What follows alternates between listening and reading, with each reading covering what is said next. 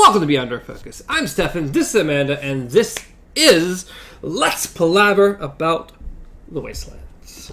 You're gonna hit me in the face. Maybe, you never know. This is only the third novel, correct? Yes, yeah. the Third third novel. novel of the Dark Tower series. We're in the 5th chapter. No, we're in the 6th chapter.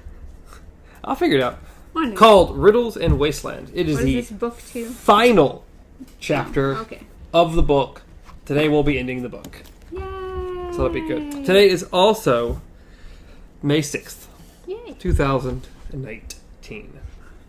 No, stop lying. It's 2020. 19. So you're saying it's the year of the tower? here's the tower. Anyway, conveniently going through. This is the day that, the last day of December, we find the Dark Tower. But we won't find the Dark Tower this year. We won't do it. There's too many books between this and that. There's no way we'll get there by the end of the year. At least I don't think we will. I'm just saying, by the end of this year, we apparently have to go on a journey for the Dark Tower.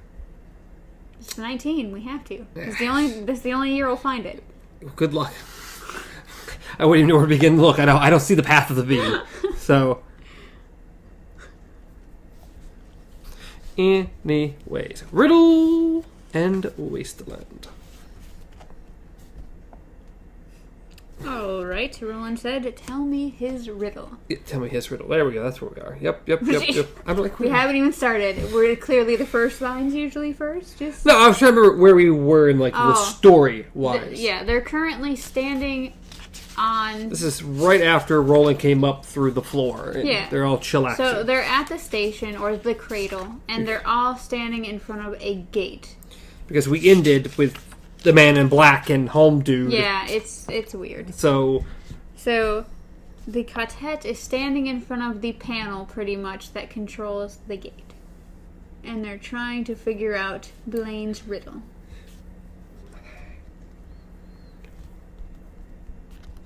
To which Eddie immediately, even though Roland has asked a question, Eddie's like, can we help these people?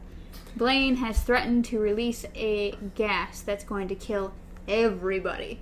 And Eddie wants to know, can we do anything? The answer is no. No. No, we cannot. But we may be able to do something for ourselves. Now, once again, what is this riddle? They say it somewhere here. He said we'd have to prime the pump to get him going, only his pump primes backward. Does it mean anything to you? Roland thought it over carefully, then shook his head. He looked down at Jake. Any ideas, Jake? I don't even see a pump.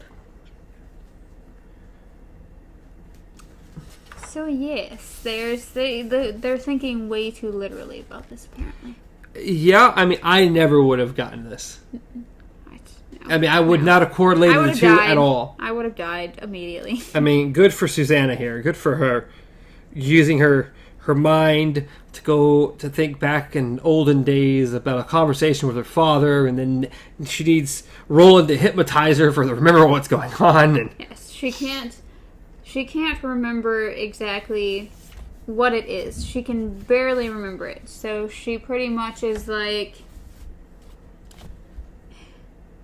says, I know the answer, but I can't get it. It's stuck in my mind the way a fishbone can get stuck in your throat.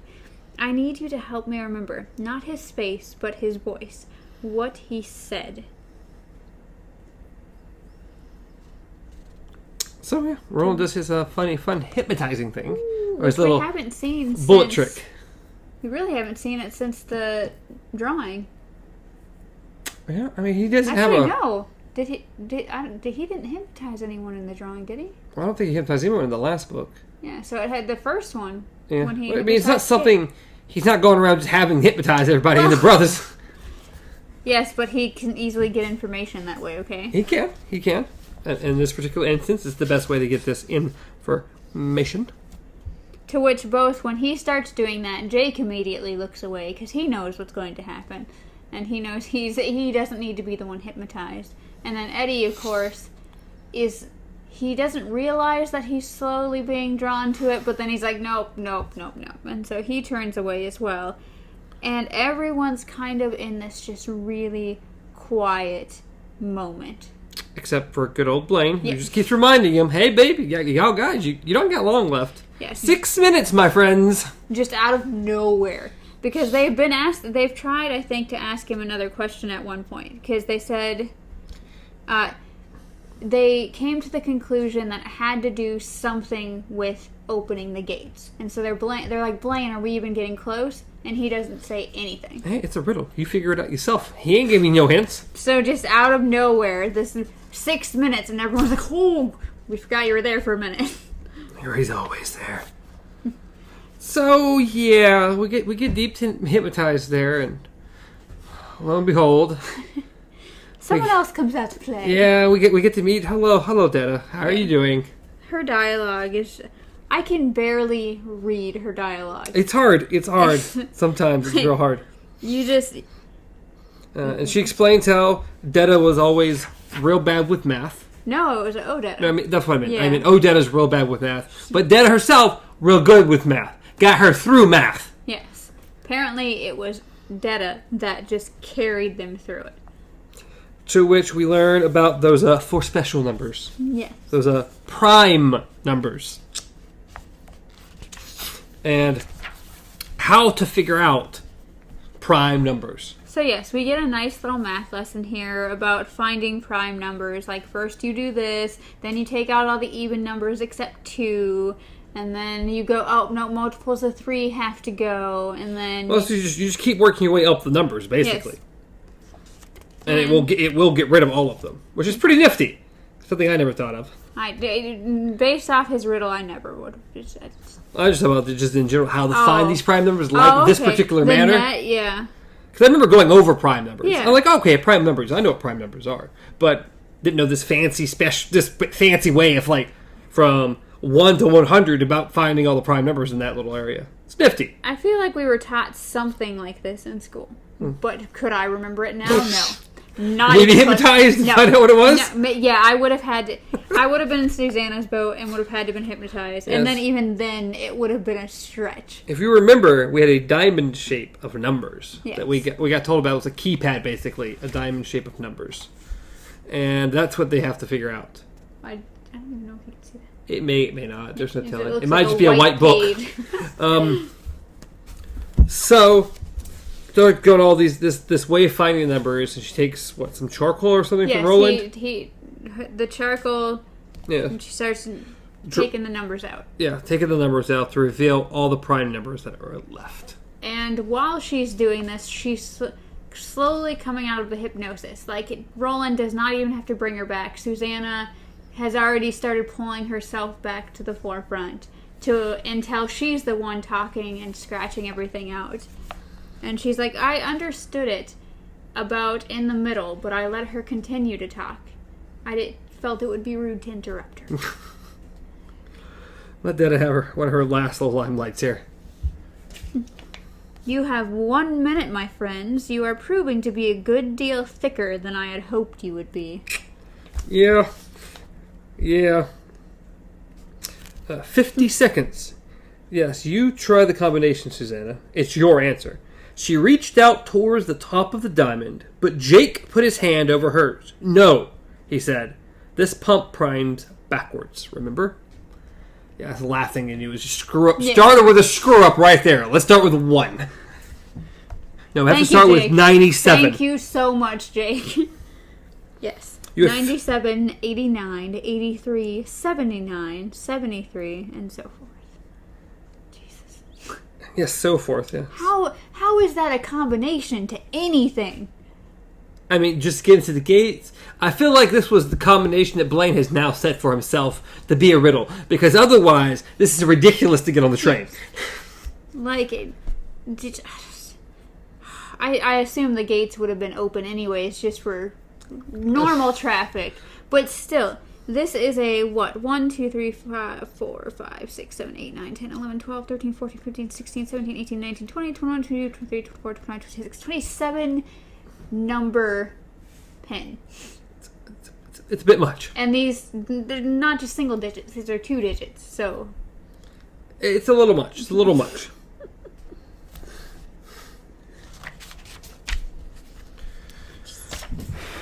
So thank you, Jake, for pointing that out. Because Yes. otherwise you guys would have been fried. Or blown up, however you want to say it. Not bad at all, Blaine said admirably. I'm looking forward to this very much. May I suggest you climb on board quickly, quickly. In fact, you may wish to run. There are several gas outlets in this area. Like, you able to go on this train real quick, or you're going to die anyway. So yes, they book it. They get onto the train, and the interior, of course, is pink, and then the carpets are blue. I find it super interesting how they start the next little paragraph. 3 human beings. Yes. One carrying a fourth on his hip, and one small furry animal ran through the opening in the barrier. It's just so why? Just a weird way to start that off. Let's not call by names. Not the Ka-Tet, not anything. Not anything. Just human beings. Human beings. Yeah, but... And almost calling Susanna not even human. Yeah. 3 human beings, one carrying a fourth on his hip. Well, yeah, a fourth human being. I know, but still, it states 3 human beings, and then says there's a fourth on the hip. And it says 4 human beings. But 3 human beings are running. It's weird. Yeah, I was supposed to say. It's just a if you weird put statement. 3 human beings and one small furry animal ran, then she's not running. She's technically on his hip. I know. It's just the weirdest way to start this off. That was all. I read it that's so odd to put it this way. It's fine. Welcome to Blaine, a soothing voice said as they pelted aboard. They all recognized that voice. It was a slightly louder, slightly more confident version of Little Blaine. Praise the Imperium. Please make sure your transit card is available for collection, and remember that false boarding is a serious crime punishable by law. We hope you enjoy your trip. Welcome to Blaine. Praise the Imperium. Please make sure your transit card. The voice suddenly sped up, first becoming the chatter of a human chipmunk, and then a high-pitched, gabbly whine. There was a brief electronic curse, boop, and then it cut out entirely. I think we can dispense with that boring old crap, don't you? Blaine said.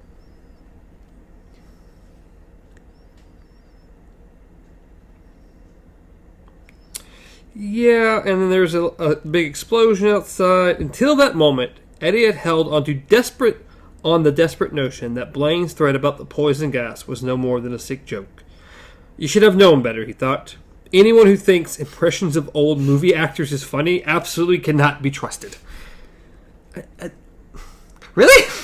First off, he does them all the time. Second off, it just reminded me of the character from It. Was it Eddie? No. Was it Eddie? I don't remember their names very well from that. I've only seen the movie once. I definitely don't remember the kids' names. No, it wasn't Eddie because that was the one that had asthma because they called him Eddie Spaghetti. It was the one who called him Eddie Spaghetti. Don't know. He was played by Seth Green in the original one. And then he was played by the kid from Stranger Things in the new one. I cannot help you here. This is all you. I'm so sad. No information to help you with this one. I enjoyed the movie. You talk about names and stuff. Beyond me at the moment. Why can't I remember? Yeah, okay, anyways. So then we get a description of what the inside of Blaine looks like. Yes, we do. Nice long description. Yeah, so he's a very, very fancy mono, and it has a chandelier that Jake realized looks like a miniature version from the mansion he was in, or like the haunted, creepy place. But it says, nor did this surprise him. He had begun to take such connections and doublings as a matter of course. The only thing about this splendid room which seemed wrong was its lack of even a single window. And then they have the ice sculpture. Yup, the ice sculpture. The centerpiece of the room here. This beautiful ice sculpture up front. Of a gunslinger. Not only of a gunslinger. This is an ice sculpture practically almost identical to Roland in every way, down to missing the correct fingers on his hand. And this was him having... I had to work rather fast, I'm afraid, Blaine said, modestly. Does it do anything for you? It absolutely amazing, Susanna said. Thank you, Susanna of New York.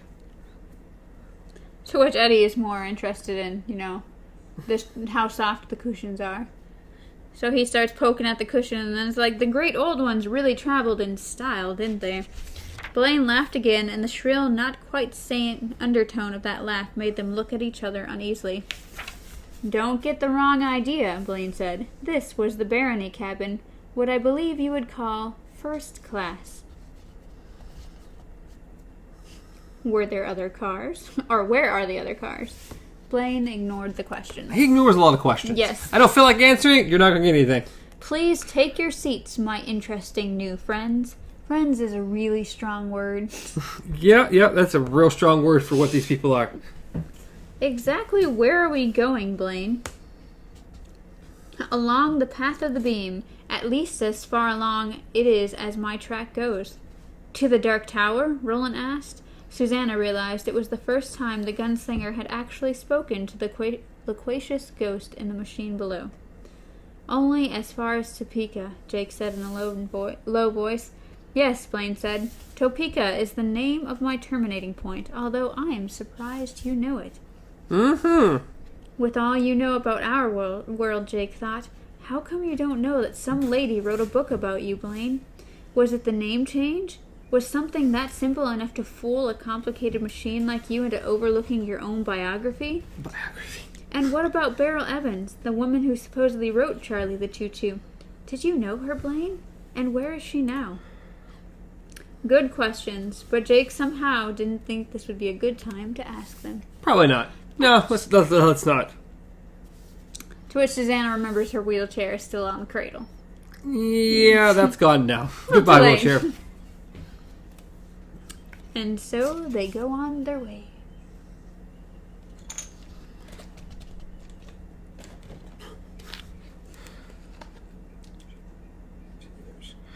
Eddie put an arm around her shoulder.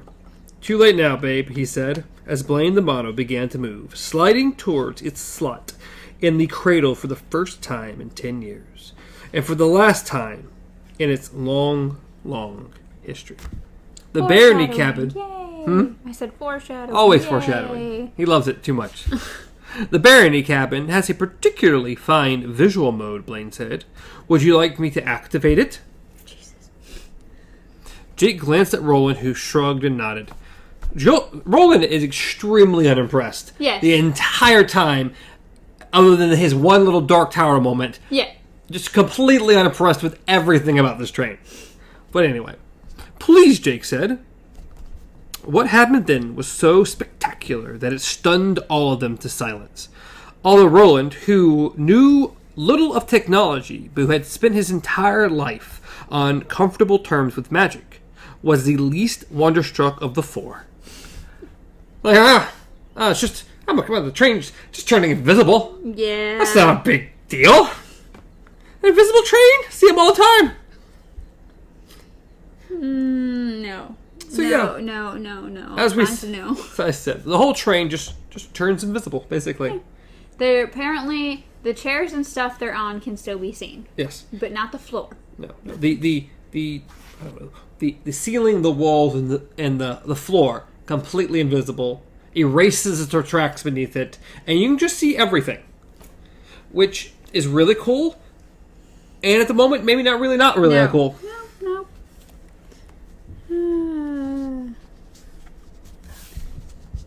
At first, I mean, they're like, yeah, this is amazing, look what's around us. It says, of course, our little, tightrope climbing, height-loving Jake. Oh, yeah. He decides to get out of his chair and start walking, to which he had to will his mind to do, because his mind was pretty much screaming at him, dude, you're gonna fall. So he gets up and he's like, Eddie, you gotta look at this. And Eddie's like, dude, you're making me sick. Just stop moving. Oh, I freaked out. Yeah. The poor guy, he doesn't understand what's going on. It's incredible, Susanna murmured. Her initial fear had passed, and she was looking around eagerly. It's like being on a flying carpet. I keep expecting the wind to blow back my hair. I can provide that sensation if you like, Blaine said. Also, a little moisture, which will match current outside conditions. It might necessitate a change of clothes, however. That's all right, Blaine. There's such a thing as taking an illusion too far. Yeah, but I don't think we need the wind and the mist and the poison gas and. The track slipped through a tall cluster of buildings which reminded Jake a little of Wall Street area in New York. When they cleared these, the track dipped to pass under what looked like an elevated road. That was when they saw the purple cloud and the crowd of people fleeing before it. Blaine, what's that? Jake asked, but he already knew. Blaine laughed, but made no other reply. The purple vapor drifted from gratings in the sidewalk and then the smashed windows of deserted buildings, but most of it seemed to be coming from manholes like the one Gasher had used to get into the tunnels. Their iron covers had been blown clear by the explosions. They watched in silent horror as the bruise-colored gas crept down the avenues and spread into the littered side streets. Wow, I can't talk today. It drove the inhabitants of Lud, still interested in survival, before it like cattle. Most were pubes, judging from their scarves, but Jake could see a few splashes of bright yellow as well. Old animosities had been forgotten, now that the end was finally upon them. And then we go into a nice, lovely description of what this gas is doing to people. Yeah, it's just death. It's death. Okay, it's death. Yeah. Let's just think of The Rock. I think I did a good enough description. The movie The Rock. Okay, I was supposed to say, you might want to clarify that for them. The Rock Johnson, okay? Yeah, because they're... Dwayne The Rock Johnson. If he gets a hold of you, you're dead. Or, it could... I'm referring to the classic... Yes. 1999, I don't know what year it came out, but it's a 90s movie, I think. The Rock, starring Nicolas Cage and... Sean Connery. Yeah, Sean Connery. There's the word I was looking for. I remember really enjoying this movie. But those little gas things were horrible. Yay! They were horrible. Ahead, the monorail track disappeared into the oncoming purple fog. Eddie winced and held his breath as they plunged in, but of course it parted around them and no whiff of the death engulfing the city came to them. Looking into the streets below was like looking through a stained glass window into hell. Susanna put her face against his chest. "Make the walls come back, Blaine," Eddie said. "We don't want to see that." Blaine made no reply, and the transparency around below remained. Hi. Yeah. Yep. It's not. Then Blaine kind of directs them to look forward, and we have a fancy map that pops up. Yay! Starting from Lud, moving to Candleton, then to Rylea, Don't actually. then to the Falls of the Hounds, very interesting, then Dasherville, and finally Topeka. Now I'm going to say that last turn that Dasherville turn, it's pretty sharp for how quickly they're moving. It's pretty friggin' sharp, or it seems that way. I don't know. You are looking at our route of travel. Although there are some twists and turns along the bunny trail, you will note that our course keeps firmly to the southwest along the path of the beam. The total distance is just over 8,000 wheels, or 7,000 miles, if you prefer that unit of measure. It was once much less, but that was before all temporal synapses began to melt down. What do you mean, temporal Wow, I said it the first time. Synapses, Susanna asked. Blaine laughed his nasty laugh, but did not answer her question. At my top speed, we will reach the terminating point of my run in 8 hours and 45 minutes. 800 plus miles an hour over the ground, Susanna said. Her voice was soft with awe. Jesus God, which is probably the weirdest mix of... I say sweet baby Jesus, Yeah, but usually you don't use both of them. Like, it's either goddamn or sweet baby Jesus, okay? It's not Jesus God. Sweet baby Jesus God. Okay. There's your new one. I am, of course, making the assumption that all trackage along my route remains intact. It has been 9 years and 5 months since I've bothered to make the run, so I can't say for sure. What happens if we come to a place the track is gone? Eddie asked. He realized he kept raising his voice to talk to Blaine as if he was speaking to somebody on the telephone and had a bad connection. At 800 miles an hour, Blaine sounded amused. See you later, alligator. After a while, crocodile. Don't forget to write. Yeah, I mean... Yeah. Yeah? I love you ramped. You ramped it. It's like, if the track is missing, you ramp. It's like the speed bus. When it came to that ramp, for some reason, it was like this. But when that bus came off the end of that thing, it went like this. Okay. Sure, we're just going to believe that. It's a cool movie. We're just going to believe that. No. Fine, here we'll go. It's exactly how it would go. Come on, Eddie said. Don't tell me a machine as sophisticated as you can't monitor your own trackage for brakes. Well, I could have, Blaine agreed. But, shucks. I blew those circuits out when we started to move. Eddie's face was a picture of astonishment. Why? It's quite a bit more exciting this way, don't you think? Sure. Imminent death at any point. You never know. Yeah, much more exciting. Eddie, Susanna, and Jake were like, what the hell? And Roland's just like completely quiet and silent and he's just nothing. Just all this fun psychopathic training. How wonderful. Look closely as we leave the city and mark what you see, Blaine told them. Mark it very well. The invisible barony coach bore them toward the notch in the wall. They passed through, and as they came out the other side, Eddie and Susanna screamed in unison. Jake took one look and clapped his hands over his eyes. Oi began to bark wildly. Roland stared down, eyes wide, lips set in a bloodless line like a scar. Understanding filled him like bright white light. Beyond the great wall of blood, the real wasteland had begun. Yes. It's funny. The book is called it's called The Wasteland. Yeah. It is called The Wasteland. We don't get to The Wasteland till page 405. Well, it's because each time, or each chapter, each step they've been taking through this, they're thinking this is the wasteland. I mean, we are 13 pages from the end of the book. And now, for the first time, Roland has realized, nope, I thought that was the wastelands, but I was dead wrong. This is the wastelands. Yeah, this is horrible. They pretty much described hell in any movie you've ever seen it in. Pretty much.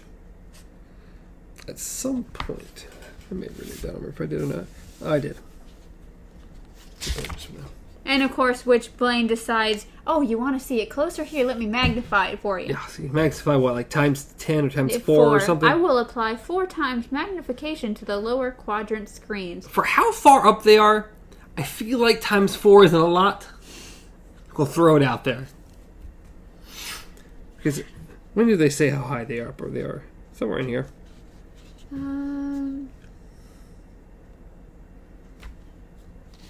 I don't know.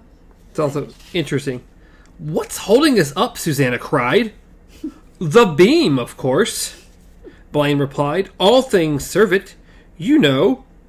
Look down and I will apply 4 times magnification.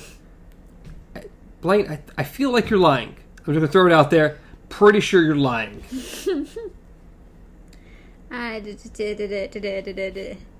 No. You're just magically floating on the beam.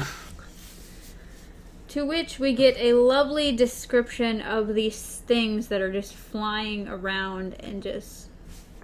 I mean, we've got pictures of them. We do. Yeah, in all the pictures that are way the hell back here, we finally see... I think they describe the first picture first. The pterodactyls, yeah. Yes, and then they describe the second picture. So there's the pterodactyls. I don't know if I can get it to where it's not shining in the light. We're just going to show you. These are the things that they are describing down there. These horrible... Don't know if you can see it. There's no reflection. If I point it downward. If I do this, there's no reflection.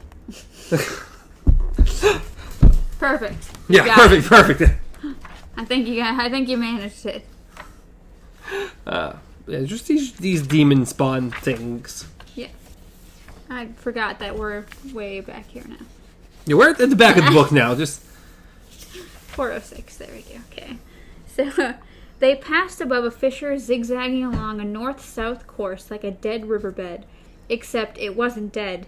Deep inside lay a thin thread of deepest scarlet, pulsing like a heartbeat. Other small fissures branched out from this, and Susanna, who had read her Tolkien, thought, "This is what Frodo and Sam saw when they reached the heart of Mordor. These are the cracks of doom." A fiery fountain erupted directly below them, spewing flaming rocks and stringy clots of lava upward. For a moment it seemed they would be engulfed in flames. Jake shrieked and pulled his feet up on his chair, clutching Oi to his chest. "Don't worry, little trailhand," John Wayne drawled. "Remember that you're seeing it under magnification." No. Yeah. I don't want to. And then we describe what I showed you, the second little things of grouping, ugliness. The storks. These terrible, despicable things. And good old Eddie finally comments, "This was no nuclear war," Eddie said. This, his thin, horrified voice sounded like a child. "Nope, Blaney Green. It was a lot worse than that. And it's not over yet. We have reached the point where I usually power up. Have you seen enough?" Yes. Oh my god, yes. Well, see, essentially, it is some version of nuclear war. Yes. I mean, at this point, whatever far-off future from us that the world finally went to crap, I'm sure they had more horrible weapons. Let's go with that. And that's what happened. But essentially, just think nuclear war. Probably the best bet. Shall I turn off the viewers then? That cruel, teasing note was back in Blaine's voice. On the horizon, a jagged nightmare mountain loomed out of the drain. The sterile peaks seemed to bite at the gray sky like fangs. "Do it or don't do it, but stop playing games," Roland said. "For someone who came to me begging a ride, you are very rude," Blaine said sulkily. "We earned our ride," Susanna replied. "We solved your riddle, didn't we?"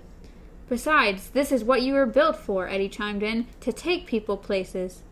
Blaine didn't respond in words, but the overhead speakers gave out an amplified, cat-like hiss of rage that made Eddie wish he had kept his big mouth shut. The air around them began to fill in with curves of color. The dark blue carpet appeared again, blotting out their view from the fuming wilderness beneath them. The indirect lighting reappeared, and they were once again sitting in the barony coach. Let Roland do the talking, okay? Eddie, you don't need to chime in either. Because this is what you were built for, to take people places. Eddie, in the end, yeah, but... Jake even had the sense to go, maybe I shouldn't be asking a bunch of questions right now. Eddie has very little filter between brain and mouth.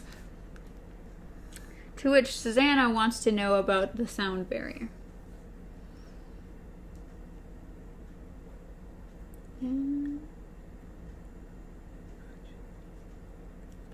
Yep. Will we feel it, Susanna asked uneasily, when it goes through the sound barrier? Eddie shook his head. Nope.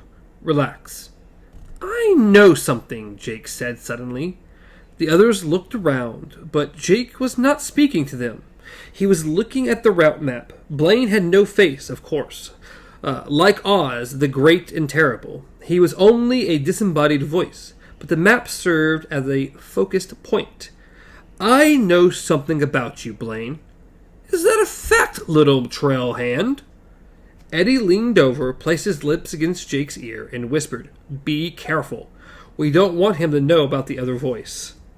Jake nodded slightly and pulled away, still looking at the route map. I know why you released the gas and killed all those people. I know why you took us too. And it wasn't because we solved your riddle. Blaine uttered his abnormal, distract laugh. That laugh they were discovering was much more unpleasant than either his bad imitations or melodramatic and somehow childish threats, but said nothing.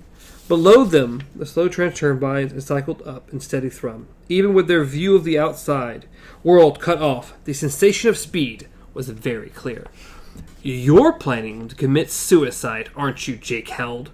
Aren't you? There's breaks in these things. You're planning to commit suicide, aren't you? Jake held Oi in his arms, slowly stroking him. And you want to take us with you. No, the voice of little Blaine moaned. If you provoke him, you'll drive him to it. Don't you see? Well, let's see. Try to see if we need to read that little piece of it. Pretty much the voice got cut off. Yeah. The lights began to flicker, and the shadows jumped up and down on the curved walls of the barony coach like uneasy phantoms. See you later, alligator. He's wildly laughing while he's saying this. That's creepy, okay? This is just creepy. After a while, crocodile. Don't forget to write. Creepy train. Creepy train. Evil creepy train.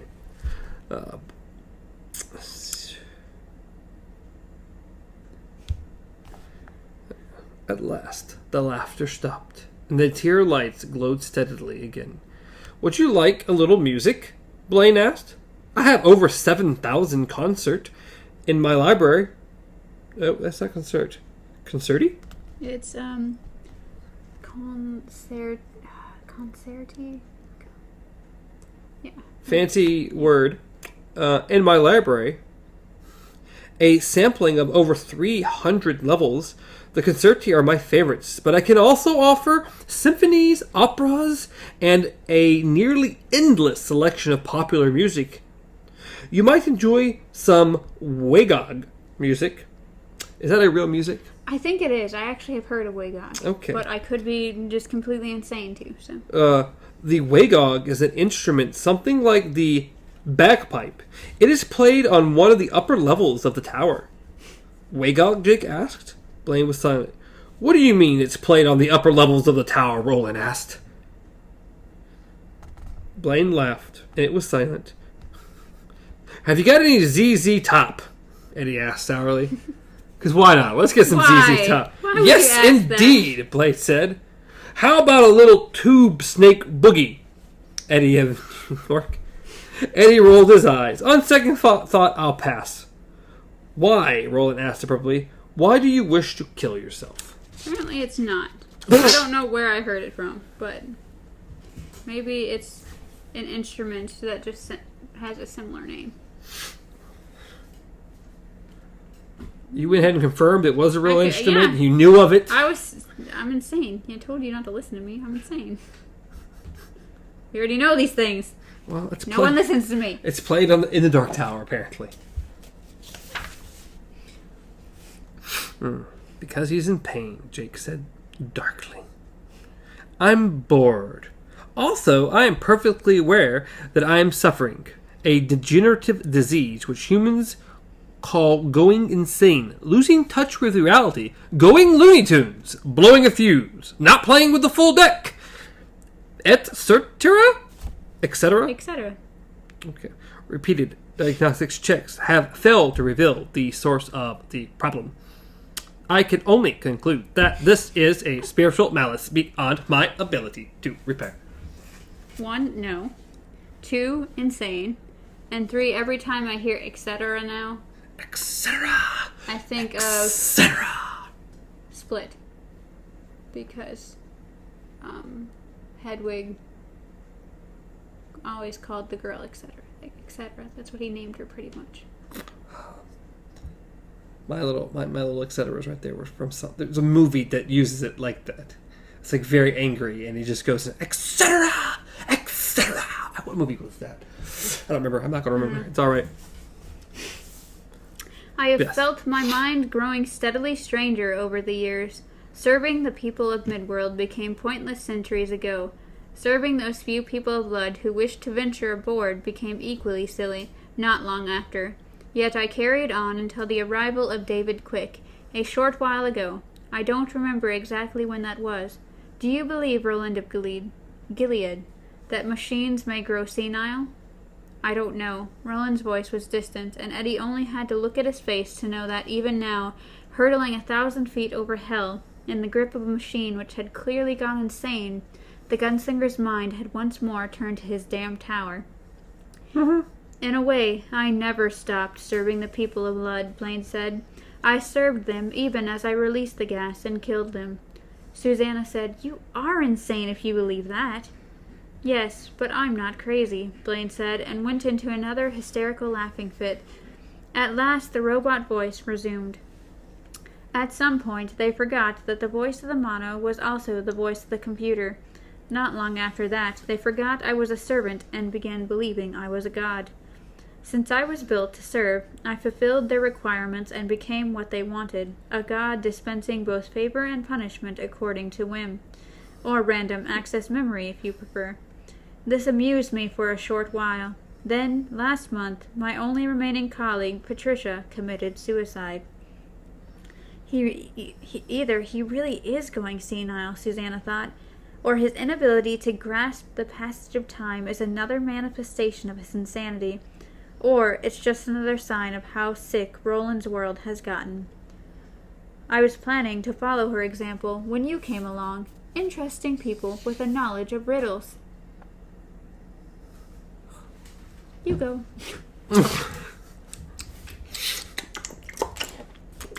Yeah. You like mouth noises?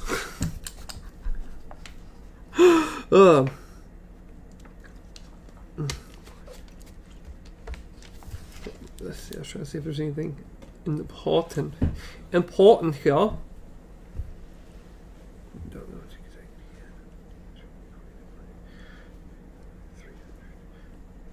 Yeah, he explains it. The Blaine you're speaking to is 300 wheels, 300 miles back. We've left that Blaine's way back there. Blaine is not the train. Blaine is the computer system. Dun, dun, dun. Which, I mean, makes sense. That's how it's communicating with the computer. Banks under the city, he thought. If we could break that antenna off somehow. Unfortunately, I know this book was written a long time ago. So good old Stephen King at the time. I mean, that far in the future, guarantee it wasn't just a simple little antenna on the front of the train that's sending radio waves back to itself. But that's Jake thinking. This is a kid. A kid seeing an antenna and going, maybe if we break that off. Well, my point is that King wrote this for that. He said he remember seeing an antenna. Oh, okay. Back in the day, he couldn't have foreseen how technology was going to evolve in such a way that he's thinking of just how radio waves and stuff. That is that world. That's where he currently lives. Yeah. Stephen King couldn't have thought how technology was going to be hundreds of years in the future. Probably let alone, he probably could have imagined some of the stuff we have now. My thought this moment is, Jake, you're going like 800 plus miles. How do you plan on getting out there to break this tonight anyway? Yeah, that's my thought. But you do intend to kill yourself, no matter where the real is, don't you? Eddie persisted. No answer, but there was something cagey in that silence. How is he going to die when he crashes? Is he just going to commit suicide back there at the same time he crashes the train, if he's not necessarily the train? I don't know. Because when the train crashes, he won't die. He just explained that he wasn't the train.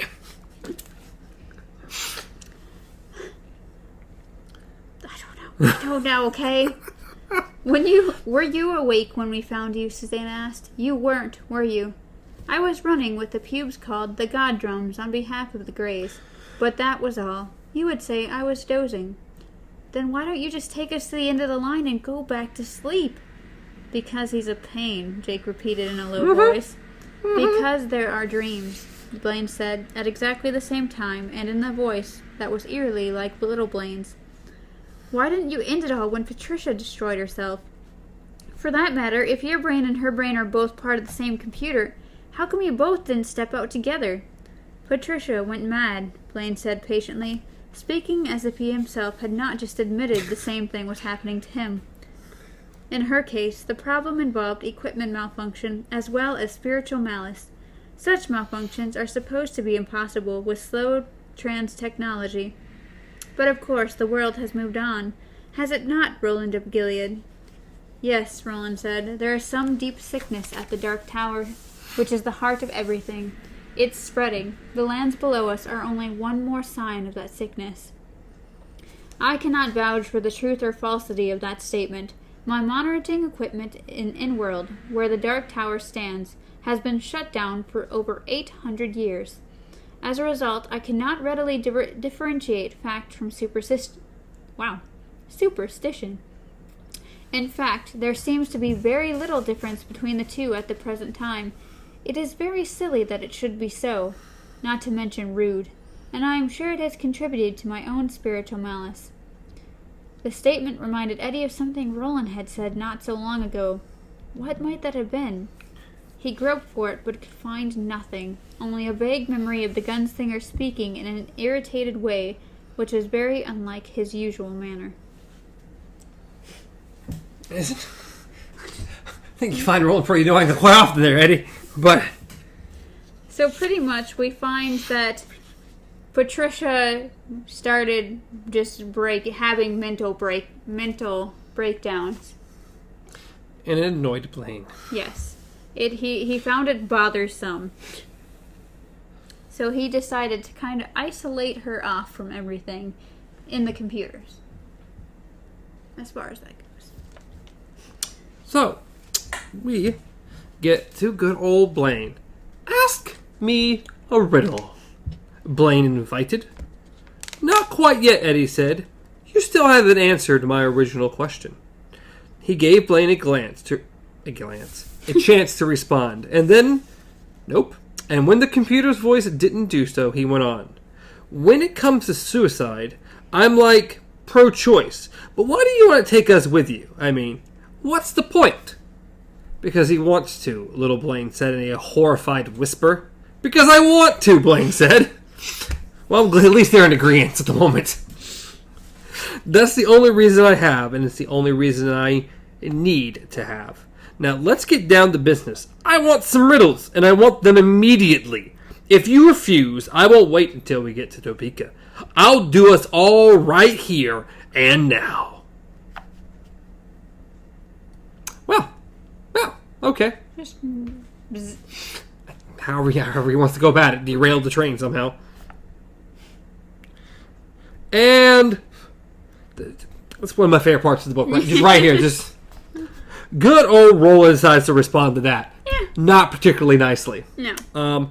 F you, Roland said. Something along those lines. He did not raise his voice. He might have told Blaine that a little Wagog would indeed be very nice. So pretty much it's like, F you. Just a simple little. There was a shocked, horrified gasp from the overhead speakers. Little Blaine? What do you say? In its clear disbelief, the voice of Big Blaine had once again become very close to the voice of its unsuspecting twin. I said, F you. Roland said calmly, but if that puzzles you, Blaine, I can make it clearer. No. The answer is no. What's our time? We're right, currently. To which that shut them both up. Little Blaine, Big Blaine, they're like, nope, what? They had a couple minutes to kind of mill it over. Yeah, it kind of silent at the moment because that's not what Blaine is used to getting. Not only that, but Blaine decides to not respond with words again. He decides to respond by making everything invisible again. He's very upset. He's a very upset train. So once again, the walls and floors and everything disappear, and he's like, perhaps I should derail us here, Blaine said. His voice was meditative, but beneath it the gunslinger heard a deep, pulsing rage. Perhaps you should, the gunslinger said indifferently. He did not feel indifferent, and he knew it was possible the computer might read his feelings in his voice. Blaine had told them he had such equipment, although he was sure the computer could lie. Roland had no reason to doubt in this case. If Blaine did read certain stress patterns in the gunslinger's voice, the game was probably up. He was an incredibly sophisticated machine, but still a machine for all that. Roland was bluffing. Such a mistake could get them all killed. Good. You are rude and arrogant, Blaine said. These may seem like interesting traits to you, but they are not to me. Eddie's face was frantic. He mouthed the words, "What are you doing?" Roland ignored him. He had his hands full with Blaine, and he knew perfectly well what he was doing. Trust the gunslinger. Trust the gunslinger. There we go. Roland unfolded his hands and got to his feet slowly. He stood on what appeared to be nothing, legs apart, his right hand on his hip and his left hand on his saddlewood grip of his revolver. He stood as he had stood many times before, in the dusty streets of hundreds of forgotten towns. Roland's ready. He's in a duel with the train. You go, Roland. The stench of killing the air. Then the battle rage descended, as it always did, and he was no longer really there to himself at all. I can call you a I guess it's in there. Nonsensical. Yeah, I know. Yeah. Thought something explained it more. But anyway, I can call you a nonsensical, empty-headed, foolish, arrogant machine. I can call you a stupid, unwise creature whose sense is no more than the sound of a winter wind in a hollow tree. Stop it. That sounds like a Pocahontas song. Just around the river bend. Oh, jeez. Stop it! Roland went on with the same sarin tone, ignoring Blaine completely. Unfortunately, I am somewhat restricted in my ability to be rude, since you are only a machine. What Eddie calls a gadget. I am a great deal more than just. And then he gets. And now we get you want to talk about rude? We get a lot more rude. Just stuff I'm just not gonna say. Not gonna say. There's a lot more here. Roland's not particularly nice. Let's go with that. Roland paused for breath. His three companions were holding theirs, all around them. Suffocating. Was Blaine the motto's thunderstruck silence. I can call you a faithless creature who let your companion kill herself, a coward who was delighted in the torture of the foolish and the slaughter of the innocents. A lost and bleeding mechanical goblin who... I command you to stop, or I'll kill you right here! Just turn into Thor there for a minute.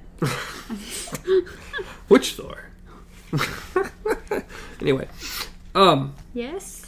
Roland's eyes blazed with such wild blue fire that Eddie shrank away from him. Dimly, he called Jake and Susanna's gasp. He heard it, yeah. Kill if you will, but command me nothing, the gunslinger roared. You have forgotten the face of those who've made you. Now either kill us or be silent and listen to me. Roland of Gilead, son of Stephen, gunslinger and lord of the ancient lands. I have not come across all these miles and all these years to listen to your childish prating. I don't know. Do you understand? Now you will listen to me. There was a moment of shocked silence. No one breathed. Roland stared sternly forward, his head high, his hands on the butt of his gun. I mean, does he actually plan on shooting it, or is he just really comfortable that way? His confidence, okay? I don't think shooting it would be well. It'd probably just bounce off a Blaine. I don't know, it's a pretty powerful gun, but still, I can't imagine. It's not going to do a lot. It's not threatening to the train. No. Which, of course, Susanna, she realized that she's gone from just horror to amazement, and then Eddie's done the same thing, and Jake, of course, is just googly-eyed, just like, whew, I'm proud. After a long moment, Blaine asked, Did they... Oh, no. We gotta go back. I have to go back. Shame. Where is... Yeah, I mean, now that I'm here... Tell him, Jake breathed. Walk it to him, right? You better pay attention, Eddie agreed. He really doesn't give much of a rat's butt, Blaine. They didn't call him the Mad Dog of Gilead for nothing. And that's it. I don't remember ever once... Because no one ever called him the Mad Dog of Gilead. This is Eddie just making up something. The Mad Dog of Gilead. Oh, after a long, long moment, Blaine asked, "Did they call you so, Roland, son of Stephen?"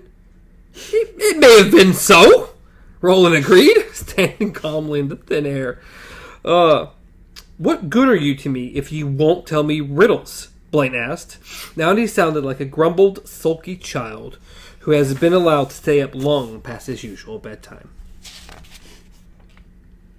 I didn't say we wouldn't, Roland said. No? Blaine sounded bewildered. I do not understand, yet... I don't understand. Yet voice print analysis indicates irrational discourse. Please explain. You said you wanted them right now, Roland replied. What was I... What? That was what I was refusing. Your eagerness has made you unseemly. I don't understand. It has made you rude. Do you understand that? There was a long, thoughtful silence. Then, if what I said struck you as rude, I apologize. There's lots of words. There are lots of words, but if you only read half of them, you can move so much quicker. So we've gotten the first apology out from of the train. Blaine. Because the one thing the train doesn't like is rudeness. And now he's being accused of being rude. Which, I mean, granted, he's probably... Yeah. But... And so he apologizes. It is accepted, Blaine, but there is a larger problem. Explain. Close the carriage again, and I will. So, Blaine actually listens to him. He's definitely got his attention. Things have turned to Roland's favor. In a strange way, Roland's in charge now. Just at the moment, Roland's completely in charge of everything. All right, Roland said. Rudeness is forgivable, Blaine. So I was taught in my youth, and the clay has dried in the shapes left by the artist's hands. But I was also taught that stupidity is not. How have I been stupid, Roland of Gilead? Why don't you just... It's such a hard You refuse to say it. You refuse to say it right. Gilead. Blaine's voice was soft and ominous. Susanna suddenly thought of a cat crouched outside a mouse hole, tail swishing back and forth, green eyes shining. We have something you want, Roland said, but the only reward you offer if we give it to you is death. That's very stupid. There was a long, long pause as Blaine thought this over. Then, what you say is true, Roland of Gilead, but the quality of your riddles is not proven. I will not reward you with your lives for bad riddles. Roland nodded. I understand, Blaine. Listen now and take understanding from me. And we find out what Roland tells Blaine about Faraday. Which is mostly stuff we've already heard before. Yes. The riddling where they put the barrel in the middle and they pull things out of the barrel and... He's just explaining this to the train. What it is and what's going on with it. And he explains to him that the reason why they did this is because it apparently helped the crops grow. Yeah, that's superstition? That is superstition with no bias at all, in fact. I find it annoying and upsetting. Of course it's superstition, but you might be surprised at how well the riddles foresaw the crops. For instance, riddle me this, Blaine. What is the difference between a grandmother and a granary? Granary?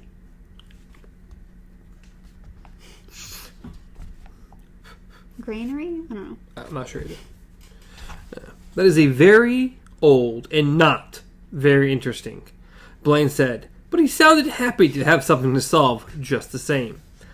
One is one's born kin. The other is one's corn ben. A riddle based on phonetic coincidence. Another. Lots of words. Yeah, lots of big words. Another of this type, one told on the level which contains the barony of New York goes like this. What is the difference between a cat and a complex sentence? Jake spoke up. Our English teacher told us this one year. Whatever. A cat has claws at the end of its paws, and a complex sentence has a pause at the end of its claws. That one I've heard. I never heard that in my life. But Never?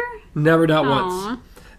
Come on. Yeah, I know, you're sheltered. Come on. Sheltered over here. Child. Not as sheltered. Different people. Yes, Blaine agreed. A very silly old riddle. For once, I agree with you, Blaine, old buddy, Eddie said. Stop calling him your buddy. He's not your buddy. None of your buddies are friends or anything. I would hear more of Faraday riddling in Gilead, Roland, son of Stephen. I find it quite interesting. To which he continues to explain. Three judges, one always a gunslinger, would pass on these when they were told aloud, and they were accepted only if the judges deemed them fair. Yes, riddles must be fair, Blaine agreed. So they riddled.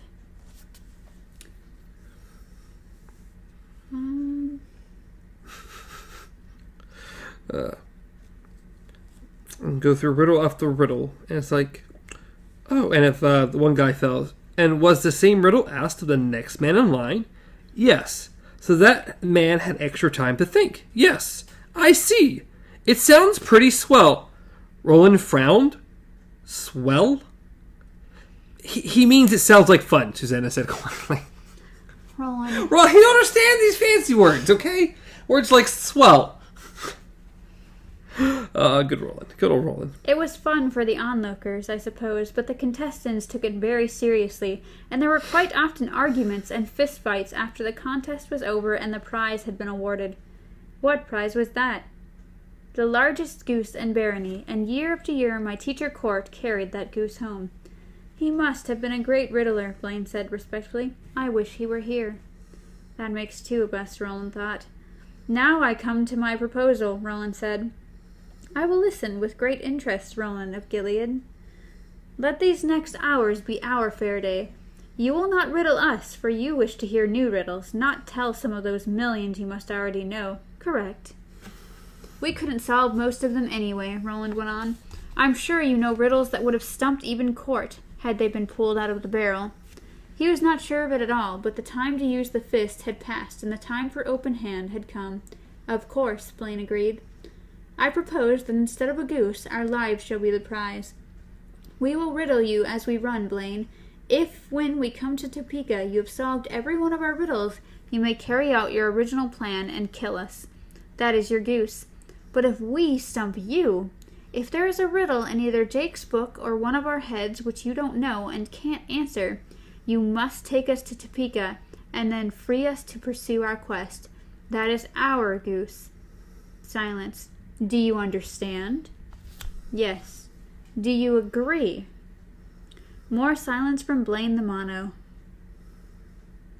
They waited while Blaine, the real Blaine, now far behind them, living his quasi-life beneath the city, where all the inhabitants lay dead by his hand, considered Roland's proposal. Yes, Blaine said at last, I agree. If I solve all the riddles you ask me, I will take you with me to the place where the path ends in the clearing. If one of you tells a riddle I cannot solve, I will spare your lives and take you to Topeka, where you will leave the Mono and continue your quest for the Dark Tower. Have I understood the terms and limits of your proposal correctly, Roland, son of Stephen? Yes. Very well, Roland of Gilead. Very well, Eddie of New York. Very well, Susanna of New York.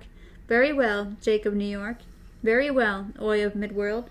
Oy looked up briefly at the sound of his name. You are Ka-Tet, one made from many. So am I, whose Ka-Tet is the stronger is something we must now prove. I love he addresses Oy. Like, or has anything to do with this at all. Oy, riddling, nobody. Hey, Oy has the best riddles. There was a moment of silence, broken only by the steady, hard throb of the slow trans turbines, bearing them on across the wastelands, bearing them on towards Topeka, the place where Midworld ended and Endworld began. So, cried the voice of Blaine, cast your nets Wanderers, try me with your questions and let the contest begin. And that is the end of the third book. Where literally we're just kind of on a train. Just giant, it just ends. It just ends. And so like, And we had talked about this a little bit beforehand, that could you imagine having read this book when it came out and then had that cliffhanger? You reached it and you're like, no, I need to know what happened. And we found out this one was published in 92. So we're like, okay, so when was the next one published? How long would these people had to have waited for Wizards and Glass? Too long. You want to tell our lovely audience? 5 years. 5 solid years. Yes. It came out in 1997. Now the real question is, how the heck are we doing this one? They're all in parts, and it's just solid chunks. But they're not mini parts. It's like, the prologue to part 1 is 11 pages.